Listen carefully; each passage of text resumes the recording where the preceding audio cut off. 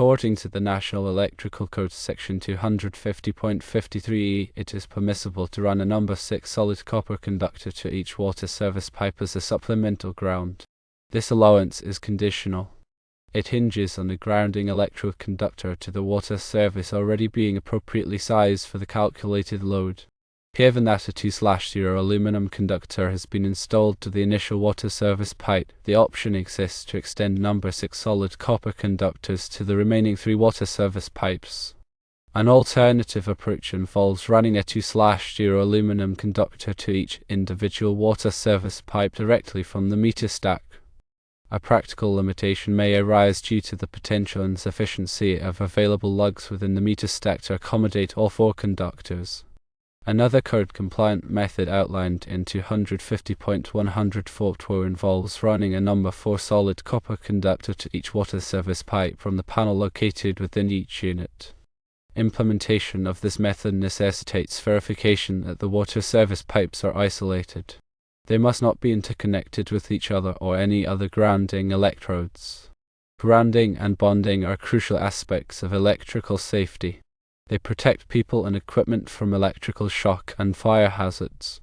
In the context of multiple water services in a steel building, it's essential to understand the requirements of the National Electrical Code, specifically Article 250, to ensure proper grounding and bonding. Let's delve into the specifics of grounding multiple water services, focusing on the applicable sections of the NEC and best practices. The primary grounding electrode system typically involves connecting to a metallic water pipe. This connection serves as a lower impedance path for fault current to return to the source, facilitating the operation of overcurrent protective devices like circuit breakers or fuses. Section 250.52a of the NEC details the requirements for using a metal water pipe as a grounding electrode. It mandates that the water pipe be in direct contact with the earth for at least 10 feet, including any metal well casing bonded to the piping.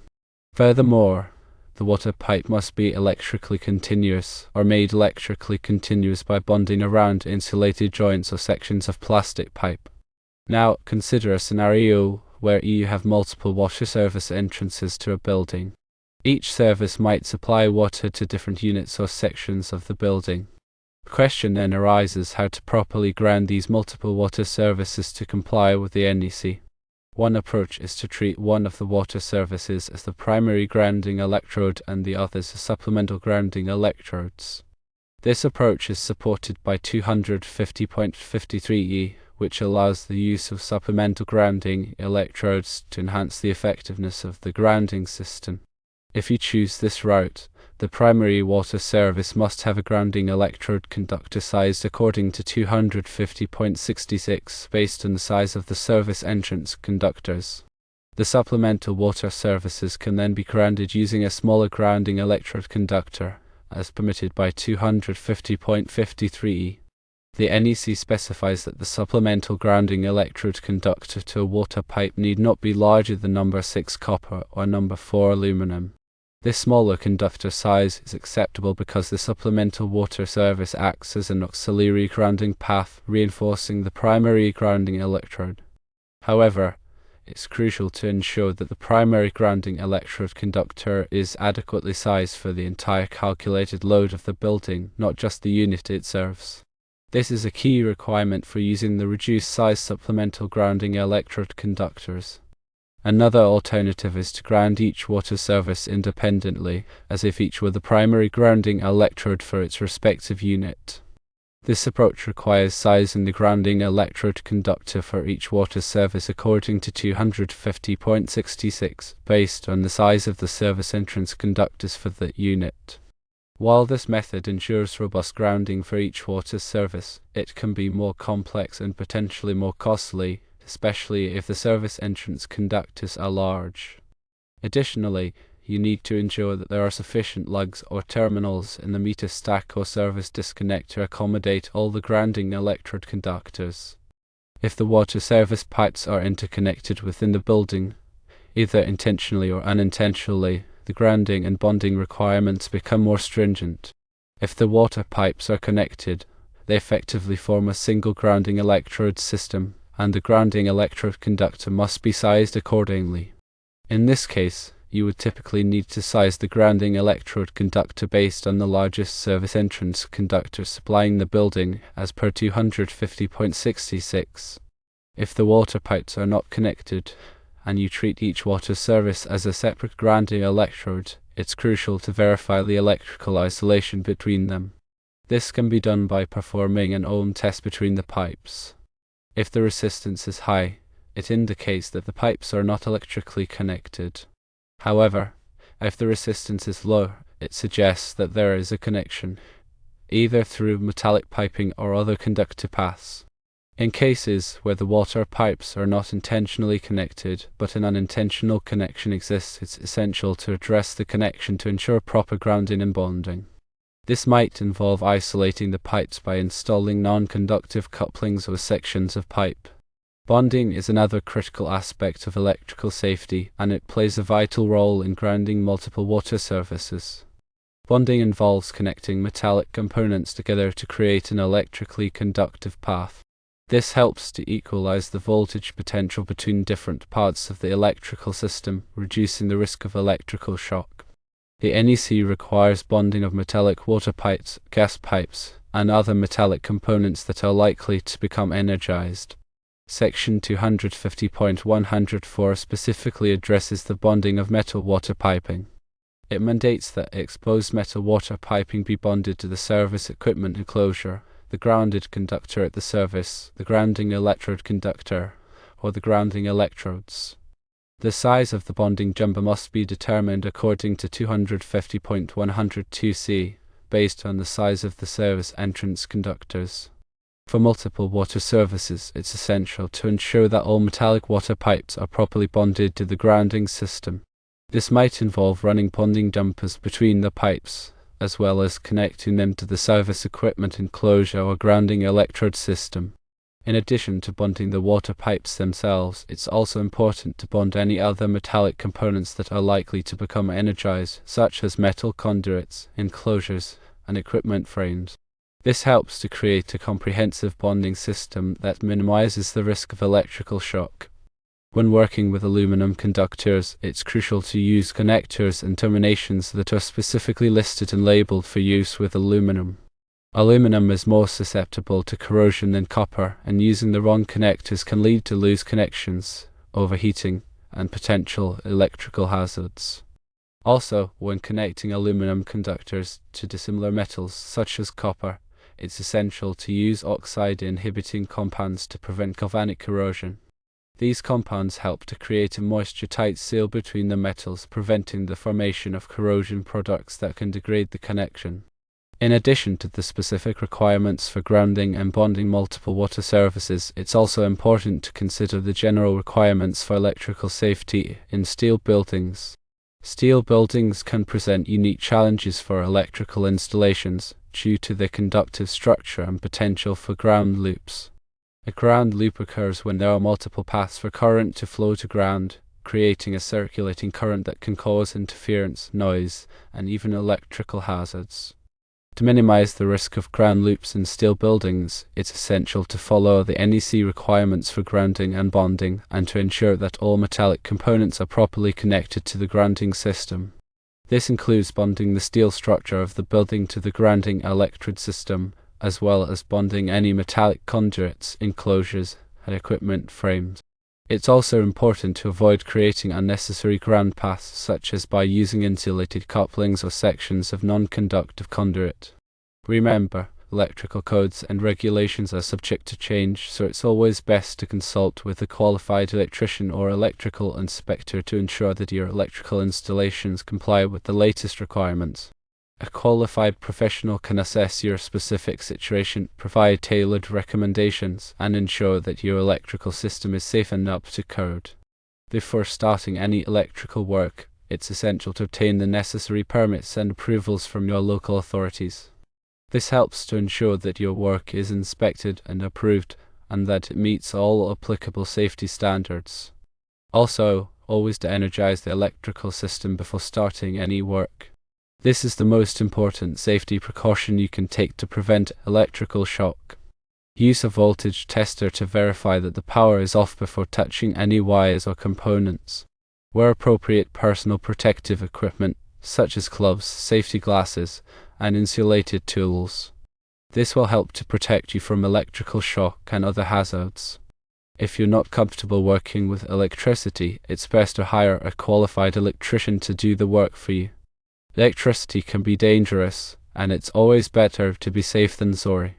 The grounding electrode conductor serves as the crucial link between the electrical system and the earth, providing a low impedance path for fault currents to return to the source, thereby facilitating the rapid operation of overcurrent protection devices. This action is essential for minimizing the duration and magnitude of electrical faults, thereby safeguarding equipment and personnel from potential hazards. The size of the grounding electrode conductor is determined by 250.66 of the National Electrical Code, which correlates the conductor size to the size of the service entrance conductors. The NEC provides tables that specify the minimum size of the grounding electrode conductor based on the size of the service entrance conductors. For example, if the service entrance conductors are 4/0 aluminum, the grounding electrode conductor must be at least 2/0 aluminum or number 4 copper. This is a general guideline, and it's always best to consult the NEC for the specific requirements based on your situation. In situations where multiple water services are present, the grounding electrode conductor for each service must be sized according to 250.66, based on the size of the service entrance conductors for that service. This ensures that each water service has an adequate grounding path, regardless of whether it's treated as the primary or supplemental grounding electrode. The grounding electrode system is the network of interconnected grounding electrodes and conductors that provides a low impedance path to Earth. The grounding electrode system typically includes one or more of the following electrodes: metal water pipe, ground rod, ground ring, or concrete encased electrode. Each type of grounding electrode has its own advantages and disadvantages, and the best choice for a particular application depends on the site conditions and the electrical system design. A metal water pipe is often used as a grounding electrode because it's readily available and typically provides a good connection to Earth. However, it's important to ensure that the water pipe is in direct contact with the Earth for at least 10 feet and that it's electrically continuous. A ground rod is another common type of grounding electrode. It consists of a metal rod, typically made of copper or copper-clad steel, that's driven into the earth. Ground rods are relatively inexpensive and easy to install, but they may not provide as good a connection to earth as a metal water pipe, especially in areas with dry or rocky soil.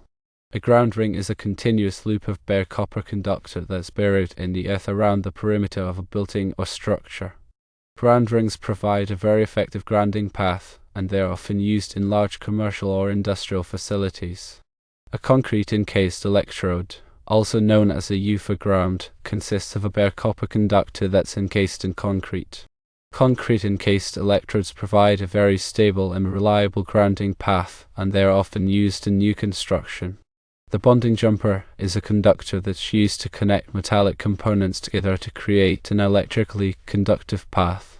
Bonding jumpers are essential for equalizing the voltage potential between different parts of the electrical system, reducing the risk of electrical shock. The size of the bonding jumper is determined by 250.102c of the National Electrical Code, which correlates the conductor size to the size of the service entrance conductors. The NEC provides tables that specify the minimum size of the bonding jumper based on the size of the service entrance conductors. For example, if the service entrance conductors are 4/0 aluminum, the bonding jumper must be at least number 4 copper. This is a general guideline, and it's always best to consult the NEC for the specific requirements based on your situation. In addition to sizing the bonding jumper correctly, it's also important to ensure that it's properly installed. The bonding jumper must be securely connected to the metallic components being bonded, and it must be protected from physical damage. The National Electrical Code is a comprehensive set of standards for electrical safety in buildings and structures. The NEC is developed and maintained by the National Fire Protection Association, and it's updated every 3 years. The NEC covers a wide range of topics related to electrical safety, including wiring methods, overcurrent protection, grounding and bonding, and equipment installation. The NEC is not a law, but it's widely adopted by states and local jurisdictions as the basis for their electrical codes. Compliance with the NEC is essential for ensuring the safety of electrical systems and preventing electrical hazards. It's important to stay up to date on the latest edition of the NEC and to consult with a qualified electrician or electrical inspector to ensure that your electrical installations comply with the code requirements. In the context of multiple water services in a steel building, it's crucial to understand the requirements of the NEC related to grounding and bonding. This includes understanding the requirements for grounding electrode conductors, grounding electrodes, bonding jumpers, and the overall grounding electrode system. By following the NEC requirements, you can ensure that your electrical system is safe, reliable, and compliant with applicable codes and regulations. The grounding system is designed to provide a low impedance path for fault currents to return to the source, facilitating the operation of overcurrent protection devices and minimizing the risk of electrical shock. The bonding system is designed to equalize the voltage potential between different parts of the electrical system, preventing the buildup of static electricity and reducing the risk of electrical shock. Both grounding and bonding are essential for electrical safety, and they must be properly designed and installed to ensure the safety of people and equipment. The role of a qualified electrician cannot be overstated. Their expertise ensures adherence to the National Electrical Code, proper grounding and bonding techniques, and safe electrical practices. Engaging a professional is not merely a recommendation, it is a necessity for navigating the complexities of electrical systems and safeguarding lives and property.